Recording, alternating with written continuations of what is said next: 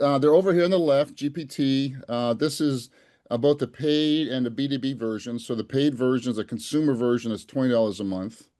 And on the B2B versions, there's now it's called business, used to be called teams. That's $30 a month. And there's enterprise, which is kind of a per segment here.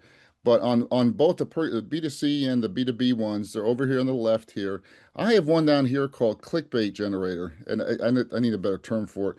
But this is designed to give me better ideas on a subject line for a email blast or a blog post.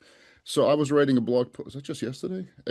Yesterday or 2 days ago about this, and I thought it was pretty good. I said, to be an AI first professional, you need to have 3 custom GPTs or agents and use weekly for repetitive tasks. So I asked the robots, you know, I just put it in and hit click. And in the background, we'll show you it's already set up. And it comes back, and now it's given me, you know, 10 more. Now, what's nice about this is that GPTs are really good for repetitive tasks. So this is something I'm doing 2 to 3, 4 times a week. And what I like about this one is that, not only does it tell me an proposal, it also creates or it has a rationale behind each one of them. And you can also, sometimes I'll say, sometimes I like mine, I'll say what was wrong with the one that I entered.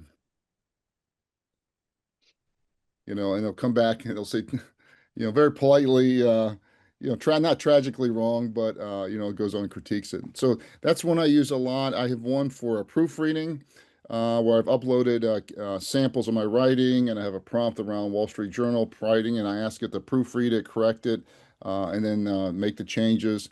And then I end up signing a lot of contracts. So we have either customer contracts or vendor contracts, and I've got one here where I just upload the contract, and it tells me the top 3 or 4 legal risk for signing it. So let's create one. So as many people as possible, I want you to create one here. So to create it, it's pretty simple. You got to log into ChatGPT. Then you want to go to Explore. So click on Explore. And over in the top right, it says Create. So click Create. And in here, they've got this kind of create creator. It's almost like a form thing. You just put it in and it'll pre-populate the configure. Yeah, go ahead, Eve. So I'm curious. I mean, I've created these and I use them, but I find, and this is what I'm asking about. It seems it's just a subset, right, of GPTs, right, of Chat GPT. So if I form my prompt well, right, what's the advantage of having a subset of specialty questions ready? It's a really good thing here. So let's answer part of that and hold on to. I think a couple of the least thing I found useful is I can preload it with data. I can share it with others. I can Okay, sharing it with others is a difference. Yeah, I agree with that. sharing with others. I can, when I want to talk to data, I can turn off the web.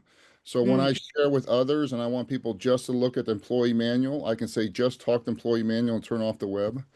okay, Um, those are at least some of the benefits I see. thanks. But going back to the simple example here, so really, really walk before we crawl before we walk, create one here, and I say, I want to create a daily joke. And what's it's doing is going through, it's running the prompt, finding the prompt, picking the prompt, and now if you look over in the configuration side, it's populating some of the core fields.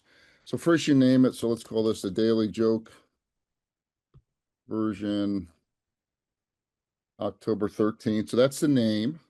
And later on, when we publish it, we can decide if we want to publish this just for ourselves for employee productivity, or we want to share it with our company for team or company productivity here. Here's the instructions or the prompt.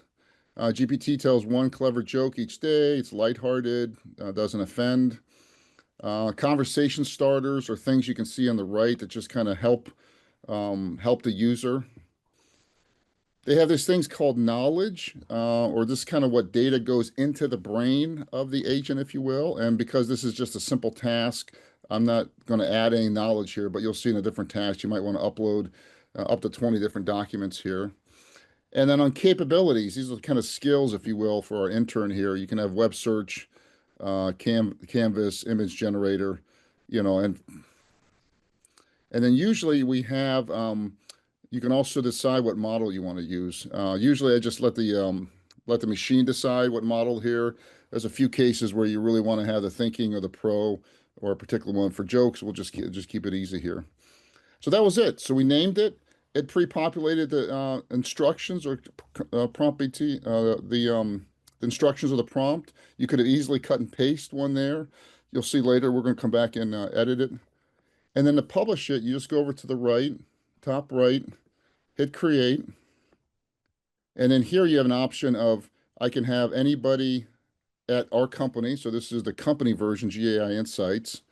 I could have anyone with a link. That can be a public one, or I can put it in the store. And a lot of companies are turning these off. So when you're an employee, you can only publish it to yourself or inside the company here. And I'm gonna keep this one for now for inside the company.